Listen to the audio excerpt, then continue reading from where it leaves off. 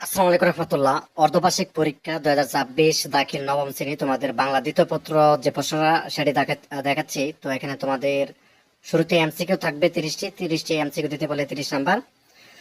এখন তোমাদের দেখো, যেহেতু 30টি এমসিকিউ দিতে হবে, তো প্রথমে আমরা 1 নাম্বার যে নৈবিত্তিক বা এমসিকিউ রয়েছে এখানে দেখো।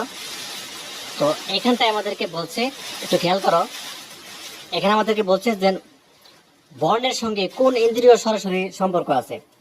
তো উত্তরটা হচ্ছে তোমার ক নাম্বার হবে চোখ। চোখ কিন্তু বর্ণের সঙ্গে যে ইন্দ্রিয়, চোখ একটা ইন্দ্রিয়, এটার সাথে কিন্তু বর্ণের সাথে একটা সরাসরি একটা সম্পর্ক আছে, কেননা তুমি চোখ দিয়ে কিন্তু বর্ণগুলো দেখো। আচ্ছা, 2 দেখো, বাংলা ভাষায় কথা বলে প্রায় 30 কোটি। 30 কোটি আমাদের দেশে 18 কোটি বা হচ্ছে 17-18 কোটি, এবং কলকাতা বা হচ্ছে ভারতে কিছু আছে, সব মিলিয়ে 30 কোটি লোক হচ্ছে এই বাংলা ভাষায় কি করে কথা বলে। ঠিক আছে, তার মানে আমাদের উত্তরটা কি হবে, এই ঘ নাম্বারটা দেবা। আচ্ছা, এরপরে দেখো আমাদের এখানে যে বিষয়টি বলছে সেটা হচ্ছে যে 3 নাম্বার প্রশ্ন দেখো যে বাংলা ভাষায় নিজস্ব লিপি কোনটি। তো বাংলা ভাষায় নিজস্ব লিপি আছে, তো এগুলোকে লিপি বলে। সেটা হচ্ছে যে বাংলারই কিন্তু নিজস্ব একটা লিপি আছে, বুঝতে পারছো? তার মানে আমাদের গ নাম্বার উত্তরটা দিবা, কি দিবা, গ নাম্বার উত্তর। 4 নাম্বারটা দেখো, বাংলা ভাষার প্রকৃতি নিয়ে আলোচনা করে, সেটা কি, ব্যাকরণ। ব্যাকরণ নিয়ে আলোচনা করে। ঠিক আছে, 4-এর হচ্ছে তোমাদের খ নাম্বার হবে, উত্তরটা কি হবে, এই যে খ নাম্বার। ঠিক আছে, তো খ নাম্বার উত্তরটা দিবা। তো এরপরে আমরা দেখব 5 নাম্বারটা। তো ইংরেজি ভাষা লেখা প্রথম বাংলা অর্থাৎ ব্যাকরণের রচয়িতাকে, এটা হচ্ছে তোমার এই যে গ নাম্বারটা। ঠিক আছে, অর্থাৎ নাথানিয়েল ব্রেসি হেলহেড। আচ্ছা, 6 নাম্বারটা দেখো, এখানে বলছে গৌরীয় ব্যাকরণের রচয়িতাকে, গৌরীয় রামমোহন রায়, রাজা রামমোহন রায়। ঠিক আছে, এই যে রাজা রামমোহন রায় কিন্তু তোমার হচ্ছে ব্যাকরণ রচনা করে, সেটা হচ্ছে কি, নাম কি, গৌরীয় ব্যাকরণ। আচ্ছা, বর্তমানে লেখ্য ভাষার আদর্শ রীতিকে কি বলে। 7-এর উত্তরটা হচ্ছে তোমাদের গ নাম্বার, প্রমিত রীতি বলে। এটাকে কি বলে, প্রমিত রীতি। আমরা অনেক রীতির নাম শুনেছি, সাধু রীতি, লেখ্য রীতি, আঞ্চলিক রীতি। তো এই লেখ্য ভাষার আদর্শ রীতিকে কি বলে, প্রমিত রীতি। এই যে গ নাম্বার হবে আনসার। ঠিক আছে, দেখো 4 নাম্বারটা দেখো, এখানে বলছে সাধু রীতির বৈশিষ্ট্য কোনটি। তো 8-এর উত্তরটা হচ্ছে ক নাম্বার, ক্রিয়ারূপ দীর্ঘ। উত্তরটা কি হবে আমাদের, ক্রিয়ারূপ দীর্ঘ, এটা হবে। দেন হচ্ছে তুমি দেখো এখানে তোমাদের রয়েছে বাংলায় মৌলিক স্বরধ্বনি কয়টি। তো 9-এর উত্তরটা দেখো, এটা তোমাদের বাংলার যে মৌলিক স্বরধ্বনি আছে, আমরা অনেক ধ্বনির নাম শুনেছি, বিশেষ করে স্বরধ্বনি, ব্যঞ্জন ধ্বনি। ঠিক আছে, তো এটা হচ্ছে স্বরধ্বনি। এই স্বরধ্বনির বাংলার মৌলিক কয়টি, 7টি। উত্তরটা কি হবে, 7টি। আমাদের 9 নাম্বার উত্তরটা কি হবে, 7টি। আচ্ছা, ধ্বনির প্রতীককে কি বলে। ধ্বনির প্রতীক মানে হচ্ছে চিহ্ন আর কি, আমরা সাধারণত বলি প্রতীক মানে চিহ্নকে বোঝায়। তো ধ্বনির প্রতীককে বলা হয় সাধারণত গ নাম্বার, বর্ণ বলা হয়, বর্ণ। ঠিক আছে, ধ্বনির প্রতীক, ধ্বনি মানে তো শব্দ, তাহলে এটার যে প্রতীক আছে বা চিহ্ন, সেটাকে বর্ণ মানে চিহ্ন। চিহ্ন দিয়ে তো ধরো মধ্যন্য লিখলাম। ঠিক আছে, এর একটা কি, ধ্বনির প্রতীক। ঠিক আছে, বাংলা ব্যাকরণ। আচ্ছা, কার বর্ণের সংখ্যা। আমরা বাংলা কার বর্ণের সংখ্যা শুনেছি, এই যেমন একার, তারপরে কি আছে, একার, ঋষিকার, তাই না, এই যে দীর্ঘিকার, রসুকার, দুর্গকার, অনেক কিছু আছে। তো এইটা মূলত হচ্ছে এক্স্যাক্টলি এটার সংখ্যাটা কয়টি। তো 11-এর উত্তরটা তুমি দিবে হচ্ছে খ নাম্বার, 10টা দিবা, 10টা। উত্তরটা কি হবে, 10টা। এখানে দেখো কোন বাকযন্ত্র, পাকস্থলী, ফুসফুস, পিত্তকোষ, যকৃত। 12-এর উত্তরটা দিবে হচ্ছে খ নাম্বার, ফুসফুস। আচ্ছা, বাকযন্ত্রের মধ্যে সবচেয়ে সচল সক্রিয় পতঙ্গ কোনটি।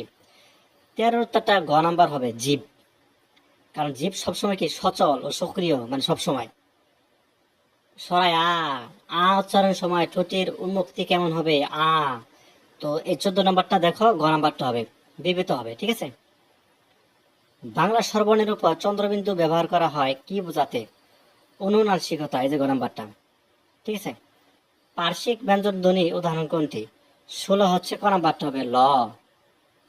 17 নাম্বারটা দেখো, নম্বর ক নম্বর হবে, কিভাবে বুঝলাম? কম্পিত ব্যঞ্জনের উপস্থিতি আছে কোন শব্দে? বড়, এটা কম্পিত, তাই না? বফলার উচ্চারণ নেই কোন শব্দে? বফলা, বফলা, বফলা নেই কোন শব্দের মধ্যে? উচ্চারণ নেই আর কি বফলার। 18 উত্তরটা দেখো, এটা হচ্ছে গ নাম্বার হবে, শ্বশুর, শ্বশুর হবে, ঠিক আছে। কোন বর্ণটির নিজস্ব কোনো ধ্বনি নেই, মানে এই যে ইয়টা শেষেরটা, তোমাদের ডাকতে দেখিয়ে দিই, এই যে এটা, ঠিক আছে। শব্দ যখন বাক্যে ব্যবহৃত হয় তখন তাকে কি বলে? বিশের হচ্ছে খ, পদ বলে। আচ্ছা, পদের লগ্ন কত ধরনের? 5 ধরনের, গ নাম্বার। নিচের কোনটি উপসর্গের গঠিত শব্দ? 22 হচ্ছে খ, অর্থাৎ ভিখারি, এটা কি উপসর্গের একটা গঠিত শব্দ। ঈষৎ অর্থ প্রকাশ করেছে কোন উপসর্গযুক্ত শব্দটি? 23 উত্তরটা হচ্ছে গ নাম্বার, আরক্ত হবে আর কি। এবং তারপর 24 নাম্বার, তদিত প্রত্যয় দিয়ে সাধিত শব্দকে কি বলে? গ নাম্বার, তদিত অন্ত শব্দ। নিচের কোন শব্দটি ওয়া প্রত্যয়ের গঠিত? এখানে 25 নাম্বার হচ্ছে তোমাদের গ নাম্বার, পড়ুয়া। অর্থের প্রাধান্যের ভিত্তিতে বাংলা সমাস কত প্রকার? 4 প্রকার, ঠিক আছে। উপমিত কর্ম দ্বারা সমাস উদাহরণ কোনটি হবে? দেখো, 27 ক নাম্বার, চাতমুখ, চাতমুখ কিন্তু উপমিত কর্ম দ্বারা সমাস উদাহরণ। পাশাপাশি ধ্বনি মিলনকে কি বলে? 28 নাম্বার দেখো, গ নাম্বার হবে কি? সন্ধি।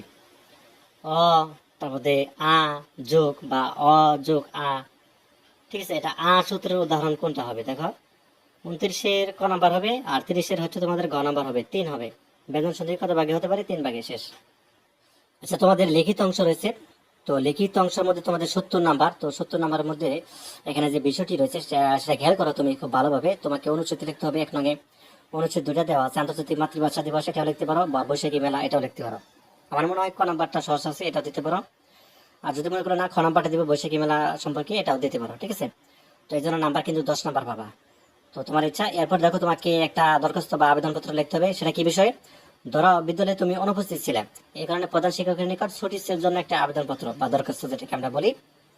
আর অথবা হচ্ছে তুমি একটা চিঠি লিখতে পারো, পত্র, পত্র মানেই তো চিঠি। যেমন স্বাস্থ্য কেন্দ্রকে দুর্দশার কথা জানিয়ে কর্তৃপক্ষের দৃষ্টি আকর্ষণ করে সংবাদপত্রে প্রকাশের জন্য পত্র। এরপরে সারাংশ রয়েছে, যেমন একথা নিশ্চিত যে জনসংখ্যা আর ঊর্ধ্বগতি জাতীয় জীবনে উন্নয়নের, এই যে সারাংশ এটা রয়েছে, এটা হচ্ছে মিলিয়ে তুমি হচ্ছে পড়ে নিতে পারো, আলপাতা গাইডে পেয়ে যাবা। আর অথবা সারমর্ম লিখতে পারো, শৈশবে শুধু সদুষ্পদেশ যাহার না অর্থাৎ বুঝে, জীবনে তাহার কবু মূর্খতা না ঘুচে, চৈত্র মাসে চাষ দিয়ে না বনে বৈশাখে, কবে সেই সমৈতিক দান্য পেয়ে থাকে, সময় ছাড়িয়া দিয়া করে পঞ্চশ্রম, ফল চাহিসেও অতি নির্বত দম, খেয়া তৈ চলে গেল বসে এসে তীরে, কিসে পার হবে তরি না আসিলে ফিরে। তো এখানে এই যে কবিতার বেশ কিছু লাইন দেওয়া আছে, সারমর্ম লেখাটা খুব সহজ এবং কিন্তু বেশ কঠিন না, মানে এটা মুখস্থ করে লেখাটা কিন্তু খুব সহজ, ঠিক আছে। তো তোমার আলফাতা গাইড থেকে এটা মিলিয়ে দেন হচ্ছে তুমি মুখস্থ করে দেন সেটা লিখে ফেলবা, এই জন্য কিন্তু তুমি হচ্ছে নাম্বার পাবা 10, ঠিক আছে, অনেক বেশি নাম্বার। আচ্ছা, এরপরে তুমি দেখো, তোমাকে ভাব সম্প্রসারণ দিতে হবে, দুটা আছে, একটা দিবা। যেমন অন্যায় যে করে অন্যায় যে সয়, এটা একদম সহজ একটা ভাব সম্প্রসারণ, এটা দিবা। আর যদি মনে করো যে না আমি এটা দিব না, আপনি আচার্য ধর্ম শিক্ষার উপরে এটা দিব, হ্যাঁ দিতে পারো, অথবা দিয়ে খ নাম্বার দিয়ে দিতে পারো। এরপরে তুমি হচ্ছে একটা প্রতিবেদন লিখতে হবে। তুমি সবসময় মনে রাখবা যে প্রতিবেদন কিন্তু 2 ধরনের হয়, একটা প্রাতিষ্ঠানিক প্রতিবেদন আর একটা কি সংবাদপত্রে প্রকাশের জন্য প্রতিবেদন। এই ক নাম্বারটা প্রাতিষ্ঠানিক, কিভাবে বুঝলাম? এরা এখানে বলছে দেখো, মাদ্রাসায় নবীনবরণ, মাদ্রাসা একটা প্রতিষ্ঠান, তাহলে প্রাতিষ্ঠানিক প্রতিবেদন হবে এটা প্রথমটা। বিদায় সংবর্ধনা অনুষ্ঠানে সম্পর্কে প্রতিবেদন রচনা করো, এটা হলে প্রাতিষ্ঠানিক একটা প্রতিবেদন, এটা লেখার নিয়মটা একরকম।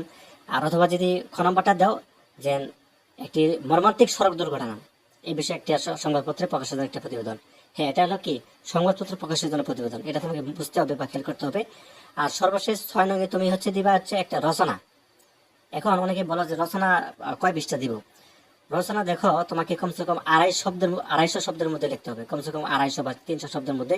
সেক্ষেত্রে তুমি হচ্ছে যদি তোমার লেখা অনুযায়ী লেখা যদি হয়, তাহলে তুমি 6 থেকে 7 পৃষ্ঠা দেওয়া, ঠিক আছে। 6-7 পৃষ্ঠা, 7 পৃষ্ঠা দিলেই ভালো। 7 পৃষ্ঠার মধ্যে যদি তুমি যে একটা রচনা লিখতে পারো, দেখবা যে ফুল নাম্বারই পাবা, হয়তো বা 1-2 কম দিতে পারে কাটাছিড়া বা লেখায় বানানগুলো হওয়ার কারণে। তো বাংলাদেশের পর্যটন শিল্প, এটা তোমাদের জন্য একদম, আমি তোমরা যখন অর্থাৎ পরীক্ষা দিবা আরো ফাইনাল, অর্থাৎ এই পরীক্ষা, ঠিক আছে, দাখিল পরীক্ষা দিবা তখনের জন্য এটা আমি দিয়ে দিলাম। ঠিক আছে, এটা হচ্ছে তখন জন্য দিয়ে দিলাম। তো এটা কিন্তু শুধু 9 দিতেছে এরকম না, এটা আর ভাষা আন্দোলনটা গুরুত্বপূর্ণ আছে, এটা হচ্ছে 99%। যাই হোক, এখন তুমি হচ্ছে আমাদের তো যেহেতু অর্ধবার্ষিক দিতেছো দাও, তো এখন তোমার 3টা রচনা আছে, যে কোনো একটা তুমি দিতে পারো। ঠিক আছে, বাংলাদেশ পর্যটন শিল্প দিতে পারো, একটি জ্বরের রাত দিতে পারো, ভাষা আন্দোলন দিতে পারো। তো এই ছিল, ধন্যবাদ সবাইকে। আর অবশ্যই চ্যানেলটি সাবস্ক্রাইব করে রাখো এবং অবশ্যই একটা লাইক এবং হচ্ছে একটা কমেন্ট করবা যারা ভিডিওটি দেখতেছো, কেননা আমাদের যে এঙ্গেজমেন্ট এটা কমে গেছে একদম। ঠিক আছে, তো অবশ্যই একটা লাইক এবং একটা কমেন্ট করবা। ধন্যবাদ সবাইকে।